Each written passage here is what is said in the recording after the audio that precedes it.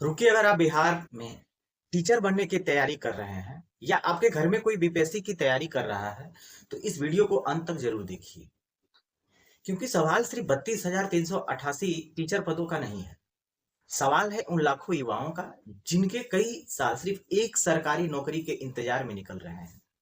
और सबसे बड़ा सवाल, जब सरकार ने आखिरकार टीआरई 4 का नोटिफिकेशन जारी कर दिया तो फिर स्टूडेंट सड़क पर क्यों है? आखिर उनकी मांग क्या है? सरकार उनकी मांग क्यों नहीं मान रही? और क्या सरकार सिर्फ नोटिफिकेशन जारी करके अपनी जिम्मेदारी पूरी समझ रही है? आज की इस पूरी कहानी को हम समझेंगे। नमस्कार दोस्तों, बिहार में टीचर भर्ती को लेकर एक बार फिर छात्रों और सरकार के बीच टकराव की स्थिति दिखाई दे रही है। बीपीएससी ने टीआरई 4 के तहत 32,388 टीचर पदों पर भर्ती का नोटिफिकेशन जारी किया है। आवेदन की प्रक्रिया 1 सितंबर से शुरू होने वाली है। अब पहली नजर में तो ऐसा लगता है कि सरकार ने छात्रों की सबसे बड़ी मांग पूरी कर दी। लेकिन अगर ऐसा है तो फिर छात्र आंदोलन क्यों कर रहे हैं? यही इस पूरी कहानी का सबसे महत्वपूर्ण सवाल है। दरअसल छात्रों की शिकायत सिर्फ भर्ती का विज्ञापन जारी करने को लेकर नहीं है। उनकी कई मांगे हैं। सबसे बड़ी मांग है परीक्षा के पैटर्न को लेकर। टीआरई 4 में पीटी और मेंस 2 चरणों में कराने की व्यवस्था रखी गई है।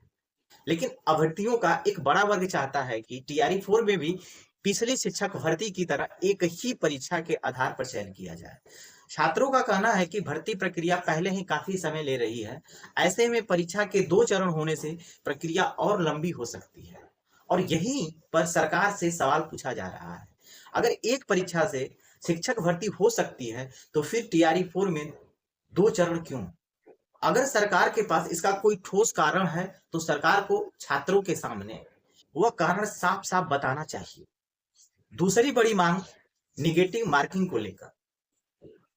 टीआरई 4 में निगेटिव मार्किंग का प्रावधान रखा गया है।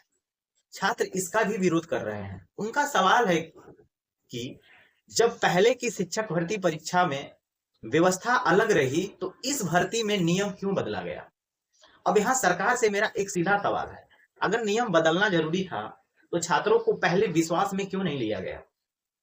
और अगर सरकार को लगता है कि नेगेटिव मार्किंग से परीक्षा की गुणवत्ता बेहतर होगी तो इसे लेकर छात्रों के बीच स्पष्ट जानकारी क्यों नहीं दी जा रही है? क्योंकि बात सिर्फ परीक्षा के नियम की नहीं है, बात उन लाखों युवाओं की है जो महीनों और वर्षों से तैयारी कर रहे हैं। वे अपनी उम्र के सबसे महत्वपूर्ण साल किताबों के बीच बिता रहे हैं। उनके परिवार उम्मीद लगाए बैठे हैं कि बेटा या बेटी एक दिन सरकारी शिक्षक बनेगा। लेकिन जब परीक्षा की तारीख, परीक्षा का पैटर्न और भर्ती प्रक्रिया को लेकर बार बार असमंजस पैदा होता है तो इन युवाओं की बेचैनी बढ़ना स्वाभाविक है। अब सरकार की तरफ भी बात करते हैं। सरकार यह कह सकती है कि 32,388 पदों का नोटिफिकेशन जारी करना एक बड़ा कदम है। निश्चित रूप से इतने पदों पर भर्ती निकालना महत्वपूर्ण है, लेकिन सरकार को यह समझना होगा कि आज का युवा सिर्फ विज्ञापन नहीं चाहता।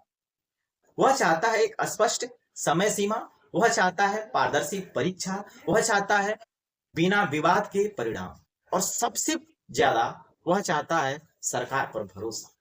लेकिन अगर हर बार युवा सड़क पर उतरे, धरना दे, प्रदर्शन करे, तब जाकर उसकी मांग सुनी जाए तो सवाल उठना स्वाभाविक है। क्या सरकार और छात्रों के बीच बातचीत का रास्ता इतना कमजोर हो गया है कि अपनी बात रखने के लिए युवाओं को सड़क पर उतरना ही पड़े? सरकार को आलोचना सुननी होगी, क्योंकि लोकतंत्र में सरकार से सवाल पूछना अपराध नहीं है। और किसी भर्ती परीक्षा को लेकर छात्र सवाल पूछ रहे हैं तो उन्हें सिर्फ प्रदर्शनकारी समझने के बजाय उनकी बात भी सुनी जानी चाहिए। सरकार को छात्रों के प्रतिनिधियों के साथ बैठना चाहिए, हर मांग पर स्पष्ट जवाब देना चाहिए। जो मांग सही है उसे मानना चाहिए, जो मांग संभव नहीं है उसका कारण बताना चाहिए, और पूरी भर्ती प्रक्रिया की एक स्पष्ट समय सारणी सामने रखनी चाहिए। क्योंकि लाठी से भीड़ हटाई जा सकती है, लेकिन बेरोजगार युवा के मन में बैठी बेचैनी को लाठी से खत्म नहीं किया जा सकता। और यही बिहार की राजनीति के लिए भी एक बड़ा सवाल है। चुनाव के समय युवा सबसे बड़ा मुद्दा होता है। हर नेता युवा के भविष्य की बात करता है, लेकिन जब वही युवा नौकरी और भर्ती को लेकर सवाल पूछता है तो उसे जवाब भी उतनी ही गंभीरता से मिलना चाहिए, क्योंकि सरकारी नौकरी सिर्फ एक नौकरी नहीं है। एक युवा के लिए उसके कई साल की मेहनत है, उसके माता पिता की उम्मीद है और उसके पूरे परिवार के भविष्य का सवाल है। इसलिए टीआरई 4 का मुद्दा सिर्फ बीपीएससी और छात्रों के बीच का विवाद नहीं है, यह सवाल है बिहार की पूरी भर्ती व्यवस्था पर। सवाल है कि क्या सरकारी भर्तियां समय पर होगी, क्या परीक्षा प्रक्रिया पारदर्शी होगी, क्या नियम बार बार बदले जाएंगे और क्या छात्रों को अपनी बात रखने के लिए हर बार सड़क पर उतरना पड़ेगा। अब मैं आपसे पूछना चाहता हूं, क्या टीआरई 4 में एक ही परीक्षा होनी चाहिए, क्या निगेटिव मार्किंग हटनी चाहिए, क्या सरकार को छात्रों के साथ बैठकर उनकी मांगों पर खुली बातचीत करनी चाहिए। आपकी राय क्या है, कमेंट में जरूर बताइए।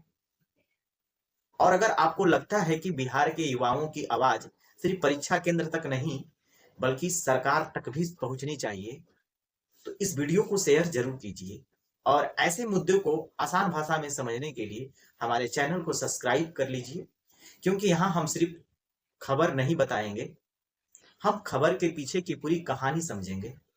मिलते हैं नेक्स्ट वीडियो में, तब तक के लिए धन्यवाद।